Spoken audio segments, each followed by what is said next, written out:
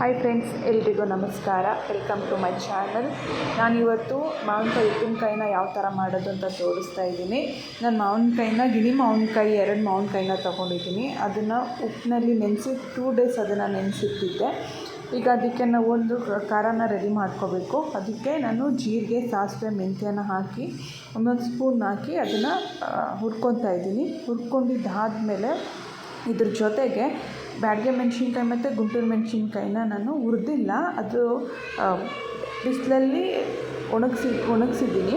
ಅದ್ರ ಜೊತೆಗೆ ನಾವು ಒಂದಿಷ್ಟು ಬೆಳ್ಳುಳ್ಳಿನ ಹಾಕ್ಕೊತಾ ಇದ್ದೀನಿ. ಬೆಳ್ಳುಳ್ಳಿ ಮತ್ತು ಮೆಣಸಿನ್ಕಾಯಿ, ಸಾಸಿವೆ, ಜೀರಿಗೆ ಮತ್ತು ಮೆಂತ್ಯ ಏನು ಹುರಿದಿಟ್ಟಿದ್ದೀವೋ ಅದನ್ನೆಲ್ಲನೂ ನಾನು ಮಿಕ್ಸಿಗೆ ಹಾಕಿ ಗ್ರೈಂಡ್ ಮಾಡ್ಕೋಬೇಕು. ಅದನ್ನು ಫುಲ್ಲು ಸಣ್ಣ ಇರಬೇಕು. ಆ ಥರ ಈ ಚಟ್ನಿ ಎಲ್ಲ ಮಾಡ್ತೀವಲ್ಲ ಆ ಥರ ಸಣ್ಣಗೆ ಗ್ರೈಂಡ್ ಮಾಡ್ಕೋಬೇಕು. ಇದಕ್ಕೆ ನಾವು ನೀರು ಹಾಕೋಂಗಿಲ್ಲ. ಅದ್ರ ಬದಲಾಗಿ ನಾನು ಏನು ಮಾಡಿದ್ದೀನಿ ಅಂತಂದರೆ ಉಪ್ಪು ಮತ್ತು ಮಾವಿನಕಾಯಿನ ನೆನೆಸಿಟ್ಟಾಗ ನೀರು ಬಿಟ್ಕೊಡುತ್ತಲ್ಲ, ಆ ನೀರನ್ನು ನೀರನ್ನು ಹಾಕ್ಕೋತಾ ಇದ್ದೀನಿ. ಅದ್ರ ಜೊತೆ ನೀರು ಹಾಕಿ ಗ್ರೈಂಡ್ ಮಾಡಿದ್ದೀನಿ. ಈಗ ನಾನೊಂದು ದೊಡ್ಡ ಪಾತ್ರೆಗೆ ನೆನೆಸಿಟ್ಟಿದ್ದಂಥ ಮಾವಿನಕಾಯಿನ ಹಾಕ್ಕೋತಾ ಇದ್ದೀನಿ. ಅದ್ರ ಜೊತೆಗೆ ನಾನು ಏನು ರುಬ್ಬಿದ್ನೋ ಅದನ್ನು ಅದರೊಳಗಡೆ ಹಾಕಿ ಚೆನ್ನಾಗಿ ಮಿಕ್ಸ್ ಮಾಡ್ಕೋಬೇಕು. ನೋಡ್ತಾ ಇದ್ದೀರಲ್ವ, ಕಲರ್ ಆಗಲೇ ಎಷ್ಟು ಚೆನ್ನಾಗಿ ಬಂದಿದೆ ಅಂತ. ಸೊ ಅದನ್ನೆಲ್ಲ ಚೆನ್ನಾಗಿ ಮಿಕ್ಸ್ ಮಾಡ್ಕೋಬೇಕು.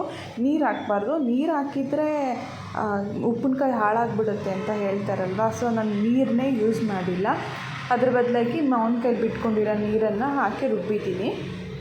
ಈಗ ಚೆನ್ನಾಗಿ ಈ ಥರ ಮಿಕ್ಸ್ ಮಾಡ್ಕೋಬೇಕು. ಮಿಕ್ಸ್ ಮಾಡ್ಕೊಂಡಾದಮೇಲೆ ಇದಕ್ಕೆ ಒಂದು ಒಗ್ಗರಣೆ ಕೊಡಬೇಕಾಗತ್ತೆ. ನಾನು ಒಂದು ಒಗ್ಗರಣೆ ಕೊಡೋದಕ್ಕೆ ಒಂದು ಪಾತ್ರೆ ಇಟ್ಕೊಂಡು ಪಾತ್ರೆಗೆ ಸ್ವಲ್ಪ ಆಯಿಲ್ ಹಾಕ್ಕೊತಾ ಇದ್ದೀನಿ. ಒಂದು ಸ್ವಲ್ಪ ಆಯಿಲ್ ಹಾಕ್ಕೊಂಡು ಅದಕ್ಕೆ ನಾನು ಎಣ್ಣೆ ಬಿಸಿ ಆದಮೇಲೆ ಸ್ವಲ್ಪ ಸಾಸಿವೆ, ಅದು ಎಣ್ಣೆಗೆ ಆದಮೇಲೆ ಸಾಸಿವೆ ಹಾಕಬೇಕು. ಚೆನ್ನಾಗಿ ಚಿಟಪಟ ಅಂತ ಆಗಬೇಕು.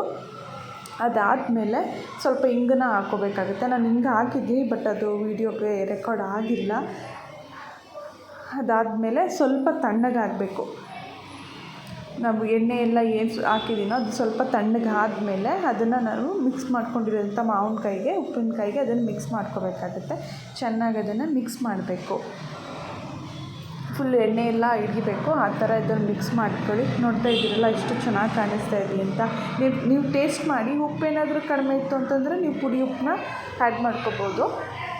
ನೋಡ್ತಿದ್ದೀರಲ್ಲ ಎಷ್ಟು ಚೆನ್ನಾಗಿ ಕಾಣಿಸ್ತಾ ಇದೆ ಅಂತ. ಕಲರ್ ಆಗಲಿ ನನಗೆ ನೋಡ್ತಾ ಇದ್ರೇ ಬಾಯಲ್ಲಿ ನೀರು ಬರ್ತಾ ಇದೆ.